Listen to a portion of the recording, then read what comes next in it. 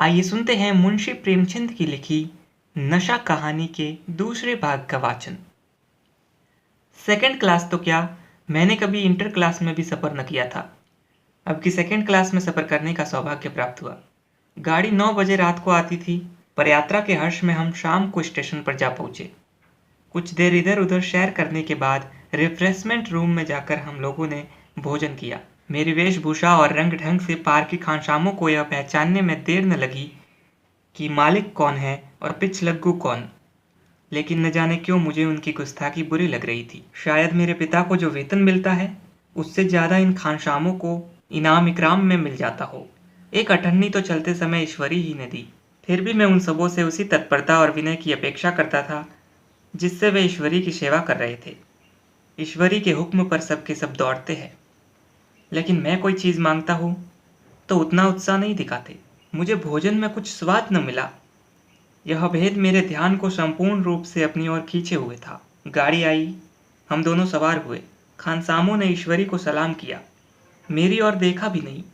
ईश्वरी ने कहा, कितने तमीज़दार है ये सब, एक हमारे नौकर है कि कोई काम करने का ढंग नहीं। मैंने खट्टे मन से कहा, इसी तरह अगर तुम अपने नौकरों को भी 8 आने रोज इनाम दिया करो तो शायद इनसे ज़्यादा तमीज़दार हो जाए। तो क्या तुम समझते हो यह सब केवल इनाम के लालच में इतना अदब करते हैं? जी नहीं, कदापि नहीं। तमीज़ और अदब तो इनके रक्त में मिल गया है। गाड़ी चली। डाक थी। प्रयाग से चली तो प्रतापगढ़ जाकर रुकी। एक आदमी ने हमारा कमरा खोला। मैं तुरंत चिल्ला उठा, दूसरा दर्जा है, सेकंड क्लास है। उस मुसाफिर ने डिब्बे के अंदर आकर मेरी ओर एक विचित्र उपेक्षा की दृष्टि से देखकर कहा, जी हाँ, सेवक इतना समझता है, और बीच वाले बर्थ पर बैठ गया। मुझे कितनी लज्जा आई, कह नहीं सकता। भोर होते होते हम लोग मुरादाबाद पहुँचे। स्टेशन पर कई आदमी हमारा स्वागत करने के लिए खड़े थे। 2 भद्र पुरुष थे, 5 बेगार थे। बेगारों ने हमारा लगेज उठाया। दोनों भद्र पुरुष पीछे पीछे चले। एक मुसलमान था, रियासत अली। दूसरा ब्राह्मण था, राम हरख। दोनों ने मेरी ओर अपरिचित नेत्रों से देखा, मानो कह रहे हैं, तुम कौवे होकर हंस के साथ कैसे? रियासत अली ने ईश्वरी से पूछा, यह बाबू साहब क्या आपके साथ पढ़ते हैं? ईश्वरी ने जवाब दिया, हाँ, साथ पढ़ते भी है और साथ रहते भी है। यो कहिए आप ही की बदौलत मैं इलाहाबाद पड़ा हुआ हूँ, नहीं कब का लखनऊ चला आया होता। अब की मैं इन्हें घसीट लाया। इनके घर से कई तार आ चुके थे, मगर मैंने इनकारी जवाब दिलवा दिए। आखिरी तार तो अर्जेंट था, जिसकी फीस 4 आने प्रति शब्द है, पर यहाँ से भी उसका जवाब इनकारी ही गया।